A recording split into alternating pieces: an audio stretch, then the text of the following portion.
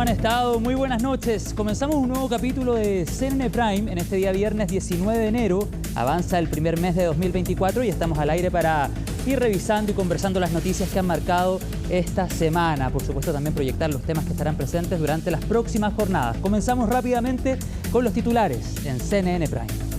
Bueno, les cuento que hoy vencía el plazo para que los ministros que participaron en las reuniones con Pablo Salaquet respondieran al oficio de Contraloría.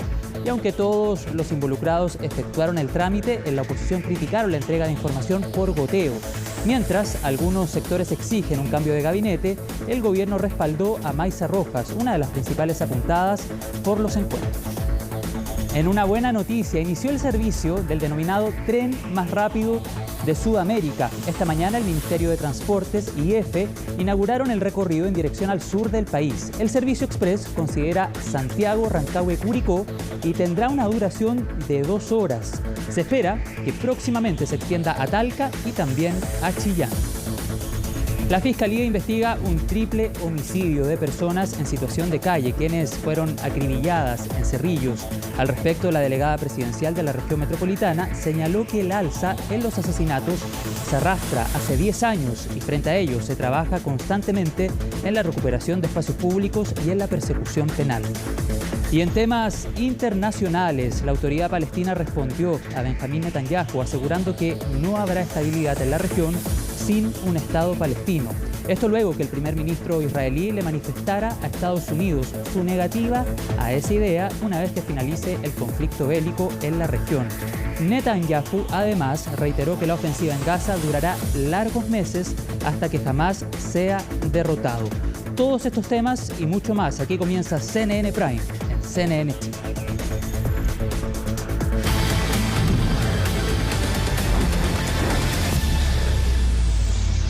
Comenzamos las noticias, bienvenidos y bienvenidas. 35 grados se registraron este viernes en la región metropolitana, aunque en varios lugares la temperatura real fue superior. Salimos a medir las diferencias que pueden existir en lugares incluso muy cercanos entre sí. Todos los detalles en la nota de Leonardo Paredes y Daniela González. Salimos con nuestra cámara térmica a recorrer el centro de Santiago en este día viernes con más de 35 grados. Los resultados a la vista.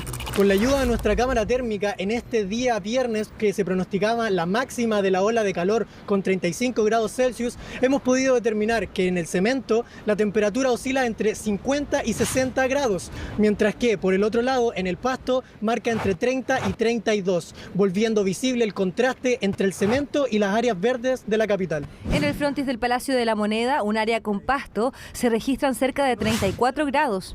Pero en el cemento de la Plaza de la Constitución la temperatura llega con facilidad a 45 grados.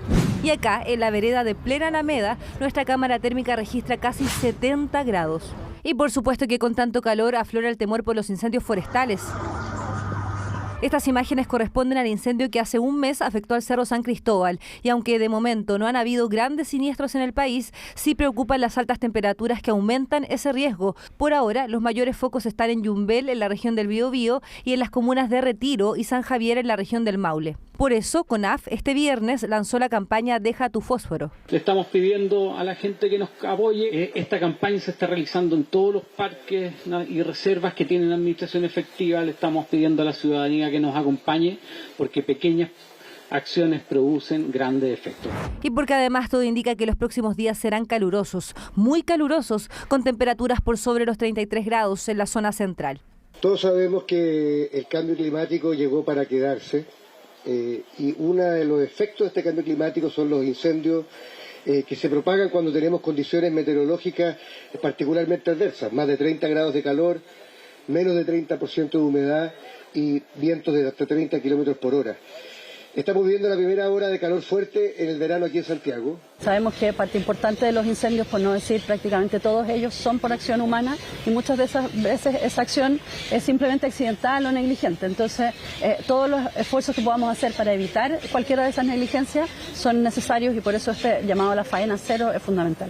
Y por eso las autoridades de las regiones con alerta meteorológica, Valparaíso, O'Higgins y Metropolitana, se preparan para evitar siniestros. Desde septiembre que nosotros estamos preparándonos como región, hoy día estamos mucho más preparados como gobierno. La verdad es que tenemos muchos recursos dispuestos, así nos ha mandatado nuestro presidente, y la verdad es que afortunadamente la mayoría de los incendios se han logrado controlar y extinguir. No hemos tenido que lamentar pérdidas de vida humana, tenemos varias personas procesadas ya que están enfrentando investigaciones judiciales. Los incendios son solo uno de los peligros que crecen con las altas temperaturas, pero también preocupan los golpes de calor que se pueden dar. Cada año mueren decenas de personas, sobre todo adultos mayores. ¿Cuáles son los síntomas? Debilidad, que se sienten fatigados, sino también cuando esto se acompaña de un compromiso de conciencia. Y compromiso de conciencia puede ser desde que está somnoliento el paciente o efectivamente desorientación. Esto es la forma más grave de la enfermedad por calor. Por lo tanto, debe tener una asistencia médica inmediata. Lamentablemente el calor extremo llegó para quedarse. Por eso es necesario y fundamental prevenir incendios, golpes de calor o cualquier consecuencia del inevitable cambio climático. Bueno, y a propósito, 1000 hectáreas han sido consumidas por el incendio forestal que afecta a la región del Maule. Originado en la comuna de Retiro, el siniestro se expandió hasta San Javier. En esta última comuna se ordenó evacuar a 100 personas mediante alerta SAE, luego de que las llamas se acercaran a un peligroso margen de distancia de un sector residencial. Por este motivo se habilitaron las escuelas del sector como albergues. En la emergencia han trabajado brigadas de CONAF y Forestal Arauco. Yo creo que durante la noche de hoy podría este incendio quedar a lo menos contenido para seguir los trabajos nocturnos y mañana, si todo sale de acuerdo a lo presupuestado, poder quedar controlado este incendio. El día de ayer, alrededor de las 21, 20 horas, se solicitó por parte de la delegación provincial la activación de alerta SAE de evacuación del sector Caliboro Alto, Caliboro Bajo y Villay, el sector de Villay, para evacuar a las familias que el fuego iba en esa dirección. Afortunadamente, y por el trabajo realizado de cortafuegos por parte de la Corporación Nacional Forestal, empresa privada y bomberos, no se vieron afectadas estas viviendas. No tenemos ninguna afectación a viviendas ni personas lesionadas, tanto civiles como de primeros respondedores. El tren más rápido y moderno de Sudamérica inició su servicio en nuestro país, cubriendo la ruta entre Santiago y Curicó. Se trata de una máquina que puede alcanzar hasta 160 km por hora y tiene una capacidad para 236 pasajeros. María Luisa Carrión realizó el recorrido y este es el resultado en la siguiente nota. Aprovechando este nuevo tren a visitar la ciudad que no lo visito hace años, me trae muchos recuerdos de infancia. Este tren tiene con destino la ciudad de Curicó. Llegaremos a ella estimado a las 10:08. Les comento que las salidas de emergencia son las puertas principales, una al final del tren y una por donde ingresaron. A pesar de la modernidad se conserva ese romanticismo, a lo mejor yo soy muy romántico, no sé. Y románticos había muchos al interior de este tren, no solo Yerko. Mi familia es de Curicó, me vine hace como 10 años a Santiago y bueno, tengo muchos buenos recuerdos del tren porque viajaba con mi familia, con mi mamá en los primeros trenes desde los años 80. Son varios los que no querían perderse el viaje inaugural del tren más rápido y moderno de Sudamérica, que inició su recorrido comercial este viernes. Partió pasadas a las 8:30 de la mañana desde Estación Central y en él no solo iban curicanos como Yerko, también muchos que como única intención querían disfrutar de un viaje sobre rieles. Mi nieto, que es fanático de los trenes, entonces me invitó a que viniéramos a la inauguración de este tren. Vamos de vacaciones a Chillán. Me encantó esto, volver al tren. La última vez fui a Concepción, uno de los antiguos trenes, y era espectacular. Mi hija me sacó por internet y me dijo que había chance que vamos a entrar. Súper bonito, cómodo. Ningún problema. La nostalgia estuvo presente en el recorrido y si hay algo en que todos coincidían es que la modernidad no redujo la experiencia, la aumentó. Tiene butacas que son muy cómodas, se pueden reclinar, es casi como que puedes ir no horizontal, pero efectivamente puede ir bastante cómodo descansando, durmiendo. También las prestaciones que tienen que ver con el acceso a los baños, que en este caso en particular el ferrocarril, el tren, tiene una configuración que permite que la gente que se moviliza a través de silla de ruedas también pueda hacer uso de este servicio. Un punto importante para aquellas personas con movilidad reducida. Además, el tren cuenta con una cafetería, puertas automatizadas, espacio especial para bolsos y maletas y lugares amplios para viajar más cómodos. Puede llegar a una velocidad de 160 kilómetros por hora. 2 horas y 3 minutos dura este recorrido versus las 2 horas y 21 minutos que demora un tren convencional. Y esto se debe no solo a la velocidad que alcanza el tren rápido, sino que también a sus paradas. Inicia en Estación Central, se detiene en Rancagua y de allí directo a Curicó. En tanto, el tren convencional tendrá paradas también en San Bernardo y San Fernando. Ojo en esto, para que no se confunda. El precio del pasaje en el tren rápido tiene un valor promocional que parte los 10.900 pesos, pero luego subirá a los 15.900, una cifra que ha generado algunas dudas entre los pasajeros. Súper bien, bueno, la conectividad que da Curicó con Santiago, súper buena el transporte en general, pero debieran bajar o hacer convenios como para ser un poco más asequible al público. Sí, es un poco elevado. Bueno, y lo importante es que ojalá lo bajaran, que lo subvencionaran de alguna forma para que sea, como te decía, un transporte masivo nuevamente. Con todo, la opinión generalizada es que este primer viaje fue todo un éxito. De aquí en más, el servicio tendrá 6 frecuencias diarias más 4 de los trenes convencionales, es decir, serán 10 opciones en horarios distintos. De estas 5 por cada sentido. ¿Es posible entonces seguir aumentando la cantidad de máquinas y frecuencias? Totalmente. La estrategia ha sido ir aumentando trenes de cercanía que tienen carga de pasajeros muy grande y que los hace rentables, y después extender esos trenes hasta tramos, por ejemplo, como Santiago o Alameda Chillán, que ya es un tramo de mediana distancia. Sin duda, en la medida que haya más demanda, el sistema ya está estimado de manera que pueda atender las necesidades que hoy día existen, pero adicionalmente, en la medida que hay más usuarios, va a haber más posibilidad que lleguen más trenes como esta que estamos viendo el día de hoy. Por lo pronto, las autoridades adelantan que ya es inminente el retorno del tramo hacia Talca y Chillán. En eso estamos trabajando, recuperando los puentes que se cayeron con las inundaciones del año pasado, pero estamos determinados. Talca esperamos que lo podamos hacer ya en febrero, y Chillán entiendo que ya sería para el segundo trimestre de este año, pero depende, como digo, el avance de la recuperación de los puentes, que evidentemente es fundamental para poder dar esa conectividad. Conectividad sobre rieles, 236 personas. Esa es la capacidad máxima de este tren de clase mundial, que ahora y por ahora recorre parte de nuestro país. Bueno, vamos a seguir profundizando en este tema. Nos acompaña en el estudio de CNN Prime el ministro de Transportes, Juan Carlos Muñoz. ¿Cómo está, ministro? Muchas gracias por estar en el estudio. Muchas gracias a ti, José, por tenerme acá. Bueno, escuchábamos varios detalles de esta buena noticia, el tren rápido, el más rápido de Sudamérica, como se ha dicho, que va a llegar al menos en este primer tramo hasta Curicó. Ya hay otras metas comprometidas, Talca y Chillán. ¿Para cuándo específicamente, ministro? Este tren, la verdad, se adquirió hace unos 4 años atrás para el servicio Santiago-Chillán. Sin embargo, las inundaciones que tuvimos el año pasado y el colapso de algunos de los trenes nos hizo postergar el inicio de operación de los trenes que llegaron como en junio. Nosotros esperábamos haber tenido octubre, noviembre, los trenes operativos.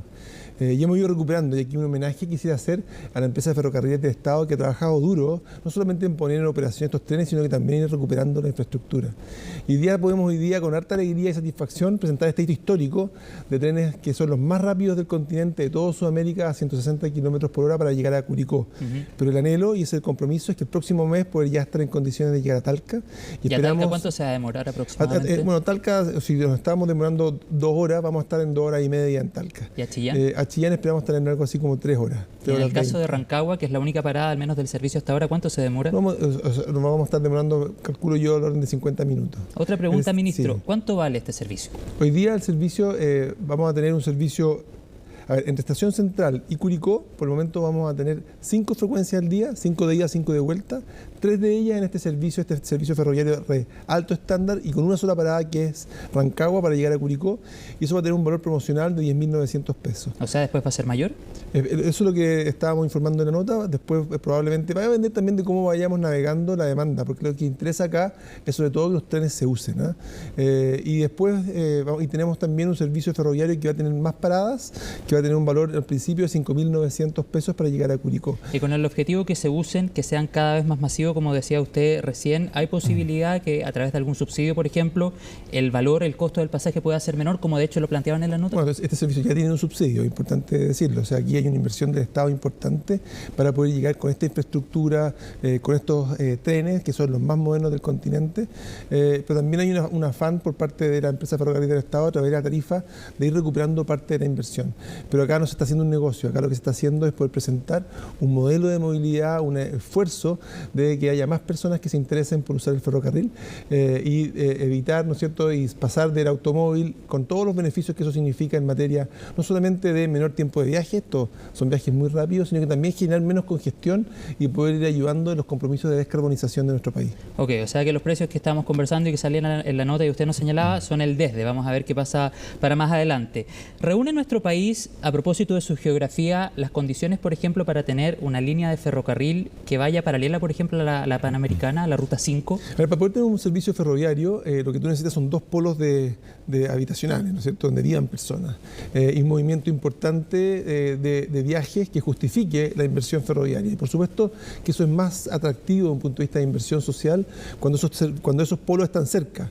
Y por eso es que nosotros, cuando comenzamos a desarrollar, a recuperar los trenes, se parte con el servicio Santiago-Nos, ¿sí?, que es relativamente cerca. Después vamos a Rancagua. Hoy día estamos en Curicó, mañana en Talca, pasado mañana en Chillán. Es decir, hay un esfuerzo de ir recuperando los servicios ferroviarios allí donde la demanda está y donde la distancia no es tan grande, ¿no? ¿Pero es viable que el día de mañana llegue el ferrocarril más allá de Chillán, más al sur incluso? Evidente, pero la forma como queremos llegar es partiendo de forma responsable por aquellos puntos en los cuales vamos viendo que la demanda existe. Lo mismo estamos haciendo desde el otro lado. En Temuco recibimos el gobierno con un servicio a Lautaro y Victoria, pero hemos ido aumentando. Y hoy día ya inauguramos una estación en Cajón, otra en Padre Las Casas, y llevamos el servicio a Freire y Pitrufquén. Y esta semana, por primera vez en 17 años, entró un tren de pasajeros a la región de los lagos, una región que tiene un tremendo anhelo por ferrocarril. No sé si viste las imágenes, pero eran preciosas, para un servicio entre Puerto Varas y Yanquihue. Todavía no es comercial, pero estamos trabajando para eso, para poder tener un servicio que vaya de Yanquihue, Puerto Varas, Alerce, Puerto Montt. Eso es lo que tenemos como compromiso para trabajar hasta fin de año, y estamos trabajando en otras partes del país. Está el Talca Constitución, tenemos el servicio, ¿no es cierto?, que vamos a avanzar y ya adjudicamos la licitación para el servicio de Santiago a Batuco y a Melipilla. En fin, hay un esfuerzo, pero queremos hacerlo de forma responsable para un día poder llegar a Puerto Montt. ¿Y qué pasa, por ejemplo, con el proyecto a Valparaíso, que también generó varias reacciones en su minuto cuando fue anunciado, si mal no recuerdo, en abril del 2022? Así es, el compromiso fue a fines del año pasado, a principios del año, hace un año, hablamos de que ya teníamos cuál era el trazado y dijimos que iba a ser el trazado que viene desde Valparaíso. Porque en abril del 2022 usted decía que era un proyecto difícil. Hay un anuncio de que estamos avanzando en esto. Es un servicio que va a ir desde Valparaíso, pasando por Limache, Calera, Quillota. Por el interior, claro. Sí, Yayay, Tiltil, para finalmente entrar por Batuco hacia Santiago. Y hoy día estamos en una licitación para hacer lo que hemos denominado un estudio integral. Estamos a puertas de recibir las ofertas para que una consultora nos pueda definir un poco más de cuidado y de detalle todos los elementos asociados no solamente a la demanda, sino que al trazado un poco más específico en ese trazado genérico que hemos puesto ahí. Es decir, aquí hay un compromiso y un interés de que para el final del gobierno ya podamos tener una licitación en curso para poder licitar realmente el servicio ferroviario entre Valparaíso y Santiago, que todos anhelamos. ¿Ya no lo considera un proyecto difícil? No, lo que yo dije alguna vez que me parecía difícil era la entrada directa por la pendiente que tiene la llegada de Valparaíso, pero hemos escogido un trazado que es un trazado histórico, un trazado que tiene además toda una historia de trenes que han estado circulando por ahí. Hoy día tenemos trenes de carga que llegan también a Valparaíso, por lo tanto aparece como un trazado que es más bien lo contrario, un trazado probado y que en todo el recorrido tiene una serie de poblaciones que también se beneficiarían, y no solamente Valparaíso y Santiago se beneficiarían con un servicio como este. Ministro, dentro de todo lo que usted señaló durante esta jornada cuando se lanza este tren, el más rápido de Sudamérica, como lo han denominado, señaló lo siguiente: estamos en un momento histórico para Sudamérica, y habló también sobre el anhelo de recuperar y mejorar nuestra red ferroviaria. ¿Es una ilusión pensar, por ejemplo, que líneas de ferrocarril salgan de nuestro país y nos conecten con otros países vecinos, como sucede, por ejemplo, en Europa? Yo creo que no es una ilusión, pero hay que tener cuidado y hay mucha responsabilidad.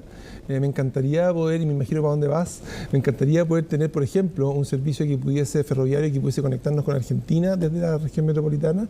Las veces que se ha hecho un análisis preliminar, el túnel es bien largo y la inversión es muy cuantiosa, pero hay documentos y personas que proponen poder llevar adelante un servicio ferroviario de esa naturaleza, algo que uno no descarta, pero que tenemos que ser también cuidadosos en los recursos que tenemos. Estamos priorizando hoy día esta otra estrategia que lo que habla es recuperar trenes que tuvimos y que hoy día no tenemos, y recuperarlos de una manera responsable, poniendo servicios allí donde la demanda está más palpable y más visible. ¿Y Arica-La Paz?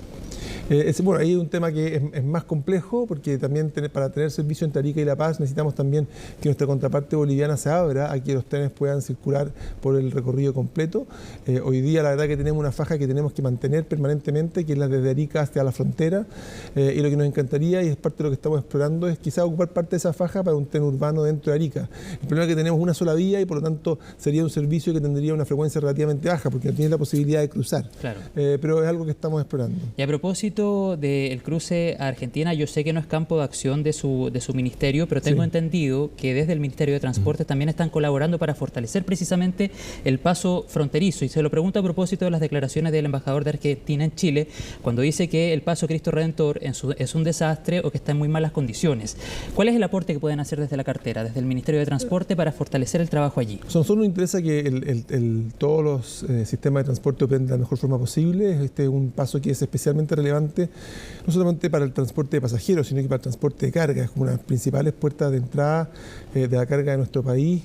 Y aquí hay una serie de esfuerzos que hay que hacer. Aquí hay trabajo no solamente de interior, a través de aduanas, está el SAC, ¿verdad? Obras públicas con la concesión de la vía. Hay un puerto terrestre que termina su concesión el próximo año y por lo tanto tenemos que prepararnos para poder hacer una buena reflexión respecto de cómo ese puerto terrestre que recoge a los camiones y los prepara para finalmente poder salir y cruzar la frontera se pueda llevar de mejor manera. Nos interesa como cartera poder participar de ese esfuerzo y poder colaborar para que efectivamente el transporte camionero que entra y sale por los Libertadores tenga una vía lo más ágil posible. En otro tema, ministro, durante las últimas jornadas ustedes informaron que la evasión en 2023 bajó, sin embargo sigue siendo alta. Y a propósito de lo mismo, usted señaló que se van a llevar adelante sanciones más drásticas, precisamente para poder bajar aún más la cifra de evasión. ¿Cómo qué tipo de sanciones? A ver, la evasión tarifaria es un tema que quizás es, en mi opinión, es sin lugar a duda el lunar más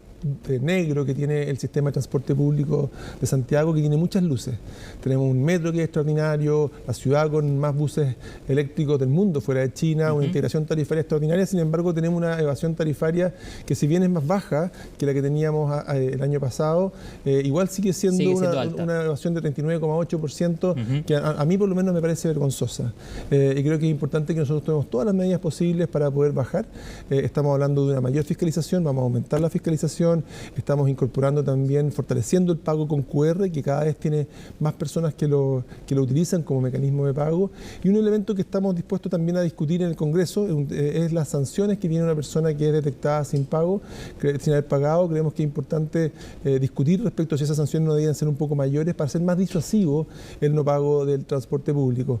El transporte, la verdad, en el caso de Santiago, cumple un rol ¿qué tipo de enorme. sanciones para ser concreto? No, hoy día tenemos una sanción que va, entiendo, con un máximo de 1,5 UF, y uno podría pensar en una sanción que a lo mejor puede ser el doble de esa. Por ejemplo, hemos hecho esto en otros ámbitos de los sistemas de transporte, en que hemos ido aumentando las sanciones con el propósito de poder llevar a las personas, inducirlas a un comportamiento más apegado a la ley. Una conversación que tenemos, que nos comprometemos a tener el Congreso, no depende solo de nosotros. Sin embargo, nos parece relevante que la persona que decide no pagar el transporte público, que sepa que la sanción y la probabilidad de ser sancionado es alta. Y a propósito de bajar la evasión, se lanza la campaña Viva VIP. Y a propósito de la tarjeta VIP, estamos cerca de que se jubile la tarjeta VIP. Se lo pregunto por noticias que han circulado durante las últimas semanas que hacen referencia a que estamos cada vez más cerca de que el pago del transporte público sea directamente con una tarjeta bancaria. Por ejemplo. Y nosotros estamos trabajando en esa dirección. Yo creo que es importante en esto de los mecanismos de pago que sean lo más convenientes posible, el que las personas puedan escoger y tener alternativas. Hoy día estamos en Santiago ya acostumbrados, todos pagamos con nuestra tarjeta VIP, pero muchos ya lo empezamos a hacer con el código QR, cerca del 25% de las transacciones son con el código QR, y eso demuestra la posibilidad. La gente está además accediendo a esto que se llama el monto máximo mensual, en que cuando ya llega a 38.000 pesos pagados con código QR, ese usuario habitual ya tiene viajes gratis a continuación, y cerca de 20.000 personas llegan a eso en el mes. Pero ahora se viene lo que tú mencionas, el poder pagar directamente también con las tarjetas bancarias. ¿Pero va a desaparecer la tarjeta VIP? Yo pienso que no. No necesariamente. Yo pienso que puede ser, y no tiene para qué. O sea, a lo mejor va a ser cada vez menos personas que lo usan, pero no hay ningún problema, porque la verdad que la gente va a tener que ocupar va a tener que validar con la tarjeta de crédito o con la tarjeta bancaria en el mismo lugar que la tarjeta VIP. Entonces no hay necesidad de jubilar a la tarjeta VIP cuando entra la otra. Por lo tanto, lo que más bien estamos viendo es que tenemos que disponer de distintos medios de pago para que sea conveniente, para que sea fácil pagar el transporte público. Ministro, para finalizar, y en un tema de contingencia que también lo involucra de alguna manera a propósito de que es miembro del gabinete del presidente Boric, ¿cómo impacta en la agenda del gobierno, en el relato del gobierno, otros temas como las reuniones en la casa de Pablo Salaquet o, por ejemplo, el denominado caso convenio? ¿Cómo impacta la agenda, la conversación, el relato del gobierno? Bueno, al menos en mi agenda, la verdad que lo que yo veo es una gran coincidencia respecto a distintos actores públicos de que el transporte público tiene que subir, que tiene que aumentar su uso, que los modos motorizados, que los trenes tienen una tremenda aceptación, y por lo tanto más bien pretendo focalizarme ahí en lo que es el trabajo que estamos realizando, donde hay una tremenda aceptación. Y quisiera aprovechar la oportunidad, José, para poder transmitirle a las personas el que cuando vemos buses de la calidad de los que estamos trayendo, trenes como el de hoy día, que se animen a usarlo, que se animen a darle una oportunidad a esas personas que a lo mejor sienten que el transporte público es para otros y que siempre van a usar el automóvil, y al mismo tiempo a todas las personas que lo usamos, que lo cuidemos. Okay. Los trenes, los buses eléctricos son algo de lo cual tenemos que estar extraordinariamente orgullosos. Entonces mi llamado acá es: usemos el transporte público, prefirámoslo y démosle un tremendo cuidado para que muchos se animen a usarlo. Ok, deduzco de su respuesta que no impacta al menos la agenda de su cartera. Estamos como avión acá. Ok, ya pues gracias. Como tren, a propósito. Muchas gracias, ministro Muñoz, por venir al estudio. Que tenga un buen fin de semana. Igualmente tú, chao. Gracias. Bueno, sigamos avanzando. Un triple homicidio fue descubierto en la comuna de Cerrillos, donde personas en situación de calle fueron acribilladas bajo un puente en el Zanjón de la Guada. Este incidente aumentó la cantidad de asesinatos ocurridos esta semana en la región metropolitana, superando la decena. Vamos a revisar todos los detalles, también las reacciones en la nota de Belén Saldías. Fue allí, justo debajo de un puente por donde pasa el Zanjón de la Guada, en la comuna de Cerrillos, donde se registró un triple homicidio. Un hecho que quedó al descubierto durante las últimas horas y que fue alertado por un llamado anónimo, como también por parte de Seguridad Ciudadana. El homicidio de 3 personas, 2 hombres adultos y una mujer también adulta. Son personas que viven en un ruco instalado acá en Avenida Errázuriz, justo por debajo del puente que da con Zanjón de la Guada. Efectivamente serían personas en situación de calle. A simple vista se pudieron comprobar que los 3 fallecidos irían por múltiples impactos de bala. Hay evidencia balística en el lugar. 2 hombres y una mujer son las víctimas, todos mayores de edad. Esta última habría sido quien residía en el lugar. Se presume que las 2 personas restantes habrían estado de visita y viendo televisión cuando llegaron desconocidos a atacarlos para posteriormente escapar del lugar. Yo no sé qué pasó y no tengo ni idea, no sé, realmente no tengo idea. ¿Por qué pasó esto? No sé, yo sé que a mi hija le gusta andar en la calle, no le gustaba estar en la casa porque se esperaba, que quería andar a la calle. Sí, le gusta, arrendaron una casa ahí Allá lo echaron y de ahí no tengo ni idea. Un hecho que generó preocupación entre los vecinos del lugar, quienes aseguran tenían conocimiento de que bajo el puente recibían personas en situación de calle. De todas formas, apuntan a la necesidad de mayor resguardo policial. Estoy asustada porque imagínense la noche ya uno aquí no puede andar, se sienten balazos, más encima cogotean ahí en la esquina. El problema es para las personas, los niños, uno mismo que yo tengo negocio, salgo a trabajar, reciben una bala por algo que no tiene arte ni parte uno. Entonces ese es el temor que estamos viviendo, la mala situación aquí en Cerrillo. Preocupación que se extiende no solo entre los vecinos de la comuna, sino que en gran parte de la región metropolitana. Y es que en menos de 24 horas se han registrado 5 homicidios, 3 en Cerrillos y 2 en San Bernardo, los que se suman a otros 8 que han ocurrido solamente en una semana, contabilizando un total de 13 víctimas. Esto es una pandemia de homicidio. Estamos llegando a contar los muertos más que a nombrarlos. Y eso habla de que tenemos que producir un giro de timón. Nosotros hemos hecho un llamado a un pacto nacional por la seguridad, donde todos los sectores políticos asumamos que Chile no está inmune a lo que pasa en otros países del continente. Sin embargo, este triple homicidio causó aún mayor conmoción, puesto que las personas se mantenían en situación de calle por voluntad propia, según los antecedentes que se manejan. Por eso, autoridades apuntan a que las soluciones deben ser integrales para lograr abordar todos los ámbitos. El lugar en el que se produjo este triple homicidio en Cerrillo es un lugar donde se han hecho múltiples intervenciones, un lugar donde estas personas eran personas en situación de calle, se encontraban viviendo en rucos asociados a consumo de drogas problemáticos. Por lo tanto, también es importante que mientras llegamos a soluciones que son integrales, reforcemos lo que ya hemos hecho en algunos de esos lugares de promover la denuncia anónima. Si bien ha incrementado el nivel de delito en nuestro país, también en nuestra comuna, creo que también necesitamos urgentemente el control y la vigilancia y la acción de las policías, pero también tenemos que abordarlo desde el ámbito social y de la prevención, porque si no esto es un ciclo que nunca termina. Y es que de por sí las personas que viven en situación de calle presentan una mayor vulnerabilidad. Los expertos incluso apuntan a una tendencia en las víctimas de hechos violentos, por lo que la red para protegerlos debe ser mayor. La relación entre las personas en situación de calle y los hechos de violencia en general tienen a las personas en situación de calle como víctimas de hechos violentos. Tenemos un número importante de personas que han sido asesinadas en nuestro país encontrándose en situación de calle en los últimos 5 años. Sin duda hay una mayor desprotección física respecto a las personas que se encuentran en espacios públicos. Entonces, tenemos que generar un entorno proteccional mayor. Un hecho que se suma a la decena de homicidios ocurridos durante los últimos días y que preocupan no solo a las autoridades, sino que también a la ciudadanía, por lo que se apunta a medidas concretas e inmediatas.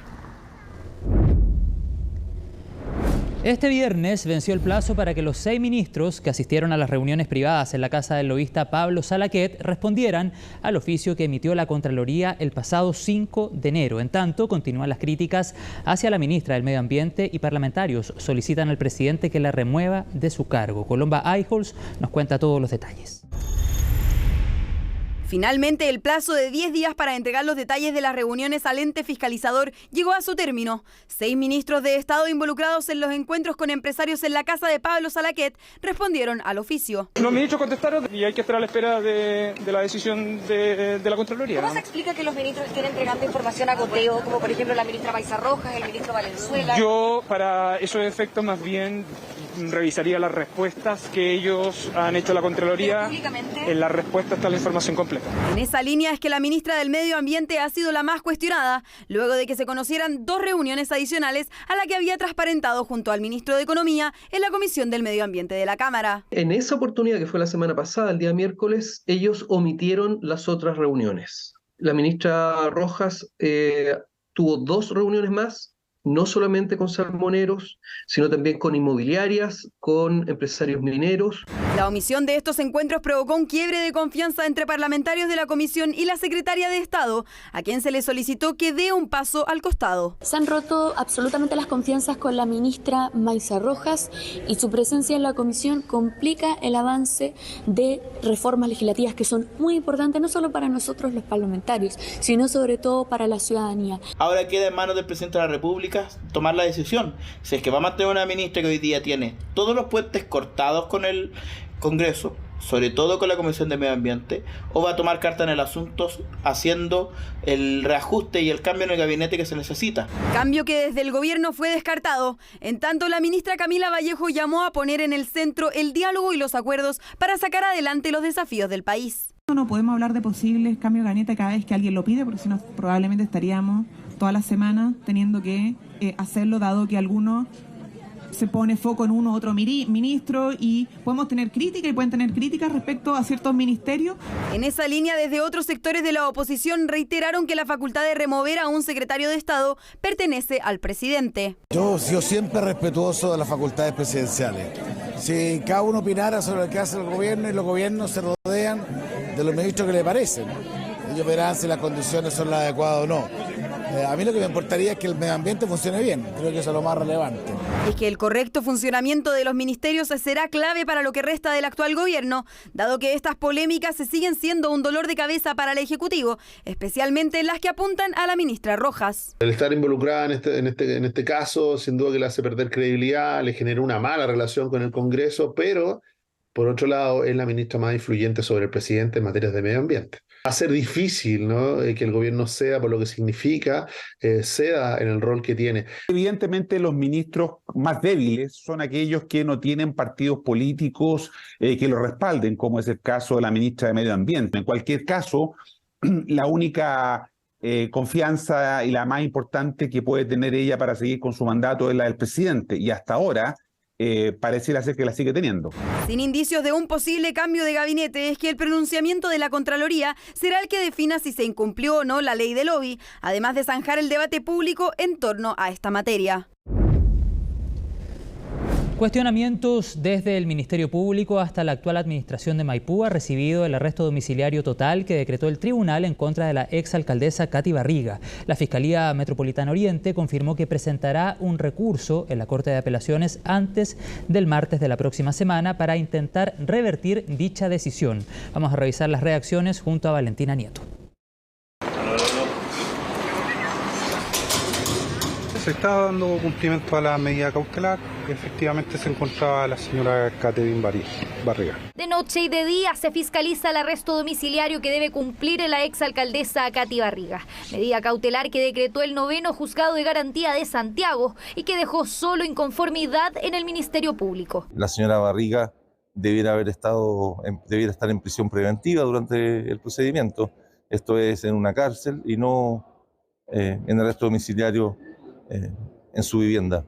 No compartimos esa decisión, nos parece que no se ajusta a derecho. Una decisión que la Fiscalía buscará revertir en la Corte de Apelaciones con un recurso que presentarán antes del próximo martes. Insistirán en la prisión preventiva, aun cuando el tribunal determinó que la exalcaldesa no significaba peligro alguno, ni para la sociedad, ni por posible fuga o para la investigación. Entendemos el malestar frente a las cautelares que se aplican diferenciadas para distintos casos, pero no nos corresponde obviamente pronunciarnos sobre decisiones de los jueces. A mí me parece que es una resolución equivocada, que es una resolución que además es difícil de compatibilizar con otras que se dictan en casos semejantes. Hay que recordar que en el caso Convenios hay imputados en prisión preventiva en Antofagasta, en Puerto Montt. 55 veces lo defraudado en el caso de Democracia Viva. Es la comparación que hizo el propio Ministerio Público con el presunto fraude investigado en Maipú. Una indagatoria en la que sus imputados sí quedaron en prisión preventiva,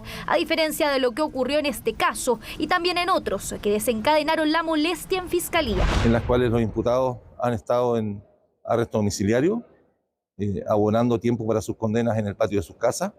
Si tienen piscina, a veces al borde de la piscina del verano, pero lo que me parece es que en China no pueden haber ciudadanos de primera y de segunda categoría, que la prisión preventiva no es solo para algunos, sino que la prisión preventiva es para todos cuando conforme a derecho corresponde. Lo cierto es que aquí no hay dos justicias, lo que pasa es que tuvimos un juez criterioso en cuanto a la determinación a lo menos de la necesidad de cautela. Y eso la verdad que a algunos les molesta por sus tal vez aspiraciones políticas futuras. Es que no fue solo el ente persecutor el que mostró su descontento. El alcalde Tomás Bodanovich apuntó sus dardos a una justicia para poderosos. Lo mismo hicieron otros que estuvieron en el municipio durante el periodo en el que Katy Barriga fue jefa comunal y que acusa un intento de silenciar su testimonio. Hagámonos todo un Twitter falso, ocupen cualquier Twitter de Ramos mentiroso, Ramos curado. Para tener una investigación exitosa, lo más viable es tener a la exalcaldesa privada de libertad y sin contacto telefónico presencial con algunas de las personas que se están investigando o que eventualmente pudieran ser imputables o formalizadas en el próximo plazo. Sobre todo porque además se dieron a conocer antecedentes graves de la coacción del intento de presión a testigos para que se comporten de manera desleal o reticente con la investigación. Investigación en contra de Katy Barriga que ha dejado varios flancos abiertos. Por favor, escríbele a don Joaquín, dice Andrea, para que él vea el tema de mi contrata. Después le preguntamos a ella a qué Joaquín se refería. Dice, bueno, al diputado Lavín, porque él también tenía injerencia y tomaba este tipo de decisiones. Rol que habría tenido el actual diputado de la UDI y esposo de la exalcaldesa Joaquín Lavín. Es otra de las aristas que se están investigando. Hasta ahora desde su partido han buscado mantener la distancia, mientras que en el Frente Amplio y el Partido Socialista solicitaron llevar al parlamentario a la Comisión de Ética. Vamos a conversar con él, no hemos podido hacerlo, ha estado ocupado. Es necesario que el diputado pueda hacer sus descargos y responder a las consultas que naturalmente existen en esta corporación a través de la Comisión de Ética. No puede haber una justicia para la UDI y otra justicia para el resto de los chilenos. Tiene que ser una regla para todos por igual. Por tanto, invitamos también a la UDI a hacerse cargo de este problema. Arista judicial que queda abierta y que se sumará a la indagatoria que está en manos de la Fiscalía Metropolitana Oriente, la misma que insistirá para que Katy Barriga esté tras las rejas por ahora de manera preventiva. La Corte Suprema decretó la libertad vigilada para Francisco Frey, hermano del expresidente Eduardo Frei Ruiz-Tagle. Frey cumplía desde marzo del año pasado una condena de 5 años de prisión por los delitos de estafa, apropiación indebida, administración desleal, uso malicioso de instrumento público, entre otros. Inicialmente la justicia había dictado que la sentencia podía ser cumplida en libertad. Posteriormente la Corte de Apelaciones de Santiago revocó esa decisión, por lo que debió pasar tiempo tras las rejas. Ahora, con el dictamen del máximo tribunal, saldrá de la cárcel apelando a su estado de salud y a la avanzada edad.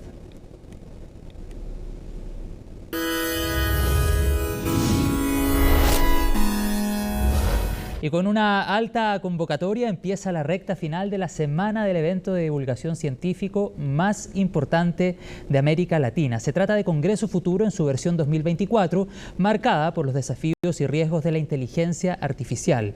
¿Cuáles fueron los mejores momentos? Los revisamos en la siguiente nota de Natalia Muñoz. Robots, experiencias inmersivas, holografía, conversar con una inteligencia artificial. Hace años parecía imposible, pero hoy es habitual. ¿Qué es real? ¿Qué nos espera en el futuro? ¿Cuáles son las luces y sombras de las máquinas? Preguntas que nos deja la última versión de Congreso Futuro.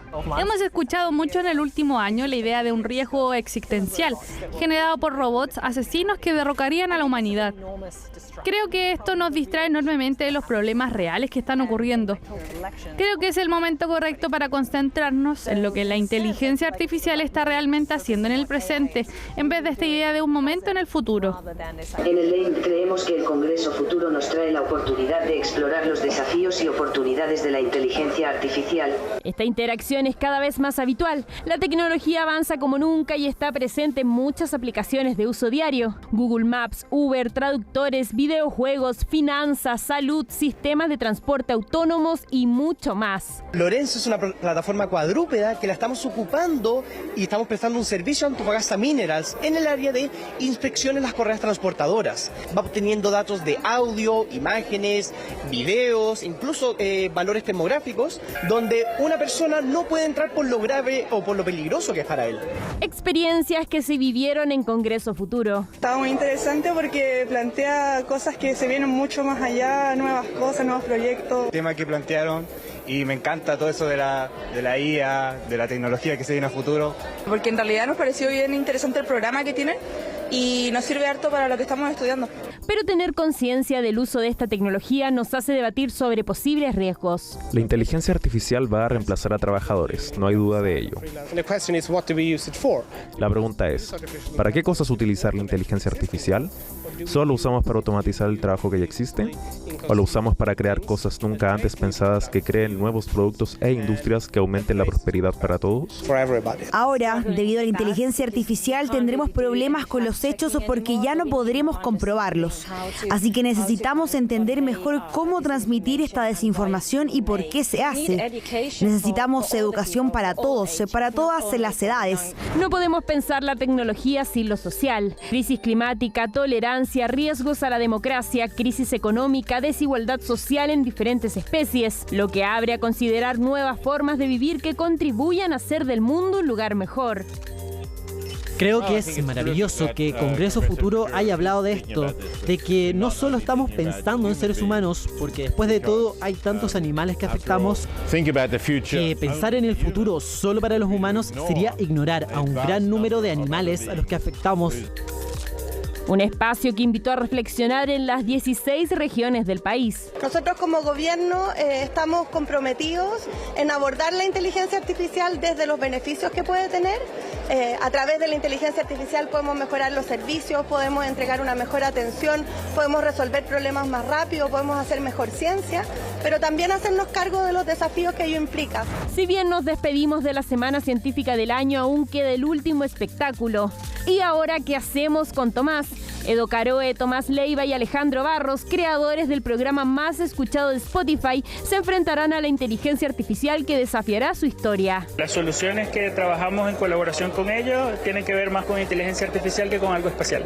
Estamos integrando como algunas soluciones para hacer el show un poco más entretenido.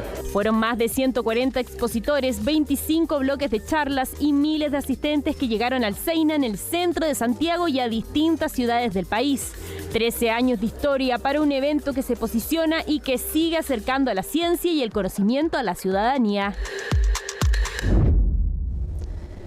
Bueno, mañana culmina Congreso Futuro 2024. Cuando son las 9 de la noche con 15 minutos, vamos a conectar con el estudio de CNN Tiempo a propósito de la ola de calor, las altas temperaturas, con un particular foco en los valles de la zona centro-norte, centro de nuestro país y también el centro-sur. Aquí tenemos las gráficas. Vamos a comenzar por el centro de Chile, el interior de la región de Valparaíso, Quillota, La Calera, Villa Alemana, Limache, Quilpué y San Pedro. Cielo despejado, pero las temperaturas bajan, al menos para este fin de semana, en comparación a lo que fue la semana que nos deja, entre los 29 y los 30 grados, algunas nubes matinales, rápidamente se despeja. Atención con las altas temperaturas en los Andes, San Felipe y Yayay, entre los 33 y los 34. Y en la costa, 21 para el puerto de Valparaíso, 20 en el puerto de San Antonio, muy similar en Cartagena y en Santo Domingo. La costa de O'Higgins, cielo despejado luego de la vaguada costera matinal, una máxima de 21 grados en Pichilemu, capital de la provincia de Cardenal Caro. Y en la capital de la provincia de Cachapoal y la capital regional, Rancagua, volverán a superar el umbral de los 33 grados. Sigamos avanzando, nos vamos al centro-sur de nuestro país, donde las altas presiones siguen sumamente fortalecidas, la dorsal cálida que explica en parte estas olas de calor consecutivas que hemos tenido durante las últimas jornadas. Para mañana, 34 grados en Curicó, 33 en Talca, atención Constitución, alta temperatura para hablar de un sector costero y sobre todo en la región del Maule, 22 para Constitución, 23 en Cauquenes. Y en la capital de la región del Ñuble, Chillán, 33 grados ha sido la tónica durante la última semana, y qué duda cabe a estas alturas que la segunda quincena de enero ha sido con creces más calurosa que la primera quincena. 22 para Concepción, Talcahuano y Chihuayante, y en Los Ángeles altísimas temperaturas, 30 grados allí aún en la región del Biobío. Bueno, vamos a regresar a nuestra capital para hacer la proyección pensando en el día de mañana y luego hablamos de las próximas jornadas. Para mañana, primer denominador común, cielo despejado, altas presiones sumamente fortalecidas, al igual que en el resto de los valles centrales de nuestro país. 31 en Curacaví, 30 en Melipilla, 33 a 34 a eso de las 4:30 de la tarde en el centro de la ciudad, también en Providencia, Ñuñoa, Estación Central o Quinta Normal.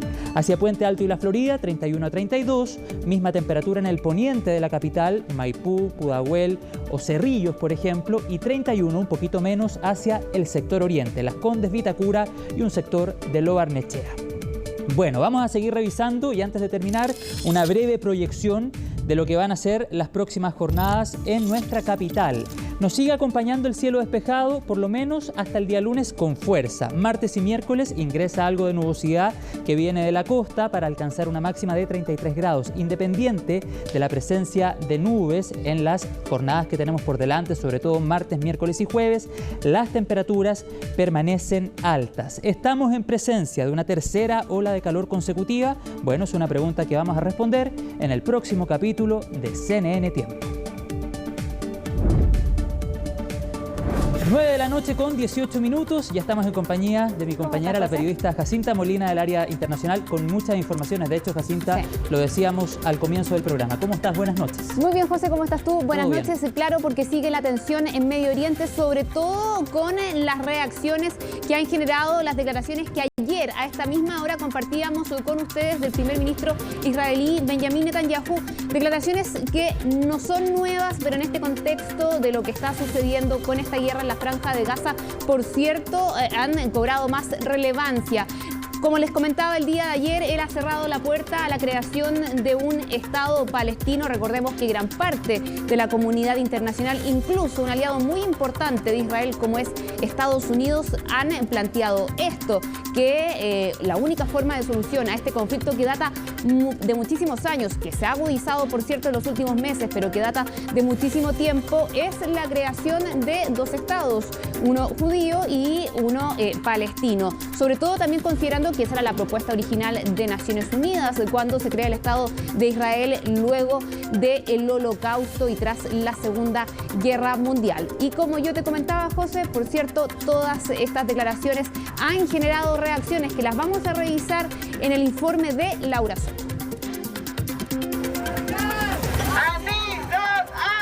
Esta manifestante fue el foco de atención en una marcha en Tel Aviv con la que nuevamente se buscó generar presión para lograr la liberación de los 132 rehenes que se estiman todavía siguen en manos de Hamás.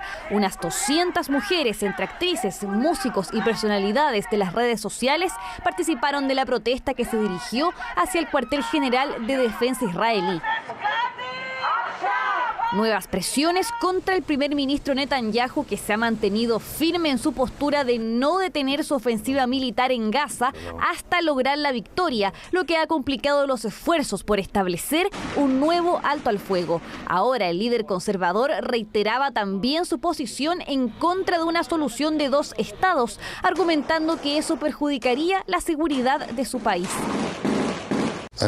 Este conflicto no se trata de la ausencia de un Estado palestino, sino de la existencia de un Estado judío. El Estado de Israel debe tener control de seguridad sobre todo el territorio al oeste del río Jordán. Esa es una condición necesaria, choca con el principio de soberanía. ¿Qué se puede hacer? Hace años que Netanyahu ha mantenido dicha postura, pero ahora toma más relevancia en medio de las presiones internacionales para que esa sea una de las posibles soluciones al conflicto en Medio Oriente. Incluso Estados Unidos ha abogado por dicha salida. Es más, el primer ministro afirmó que ya le había manifestado a su mayor aliado su rechazo a un Estado palestino, lo que pone otra vez al descubierto las diferencias cada vez mayores que ambas naciones están teniendo sobre cómo abordar esta guerra. Solo quiero decirles que nada cambia en el deseo del presidente Biden de que una solución de dos estados sea realmente lo mejor para los intereses, no solo del pueblo israelí, sino por supuesto del pueblo palestino. De hecho, es lo mejor para los intereses de la región. Y no vamos a dejar de trabajar por ese objetivo. Y este no es un comentario nuevo del primer ministro Netanyahu. Obviamente lo vemos de otra manera. Y creemos que los palestinos tienen todo el derecho a vivir en un estado independiente. El vocero del Pentágono manifestó además la preocupación de la Casa Blanca por los informes sobre el asesinato en Cisjordania de un adolescente palestino estadounidense. Así también informó sobre las conversaciones que mantuvieron este viernes el primer ministro israelí y el presidente Biden. Es la primera vez que se comunican en casi un mes. Otra muestra más de las tensiones que se estarían forjando entre ambos, pese a que los medios hebreos destacaron que la llamada duró casi 40 minutos y se desarrolló con buen ánimo. Nosotros hasta ahora lo que hemos estado evaluando es que hay un comportamiento de los Estados Unidos extremadamente inclinado a la posición israelí. Y es dudoso que si las acciones que realiza militarmente Israel en Gaza no han modificado la aproximación de los Estados Unidos, sí lo haga una declaración. Entonces creo yo que a nivel al menos público, la situación se va a mantener tal cual como la hemos venido observando. El mandatario estadounidense insistió en la llamada en la importancia de la creación de 2 estados para garantizar la seguridad de Israel. Creo que pensaremos en algo. Hay numerosos tipos de soluciones de 2 estados. Hay numerosos países que son miembros de Naciones Unidas que no tienen sus propios ejércitos. Creo que hay maneras en las cuales esto puede funcionar. Te haré saber cuando logre que esté de acuerdo. Mientras que el vocero presidencial de la Autoridad Palestina advirtió que no puede haber seguridad ni estabilidad en la región sin tener un Estado. Pero la crítica más dura hasta el momento ha llegado nada menos que de la Unión Europea. Solo creemos que una solución de 2 estados debe ser impuesta desde el exterior para traer la paz. Aunque, insisto, Israel se reafirme en esa negativa, que para impedirla han llegado ellos mismos a crear Hamás. Sí, Hamás ha sido financiado por el gobierno de Israel para intentar debilitar a la autoridad palestina de Fatah. La acusación del alto representante no es al azar. Ya se ha acusado en el pasado al gobierno de Netanyahu de haber impulsado a Hamás. Un reportaje de The New York Times de diciembre pasado afirmaba que durante años el gobierno de Qatar envió millones de dólares a Gaza para apoyar a Hamás. Todo esto con el visto bueno de Israel para supuestamente asegurar la estabilidad de la zona, pensando que el interés de la milicia era solo gobernar la franja. Las acusaciones de Borrell llegan el mismo día en el que la Unión Europea aprobó nuevas sanciones para quienes apoyen económicamente a Hamás. Mientras la presión internacional amenaza con complicar aún más la alicaída popularidad del gobierno de Netanyahu.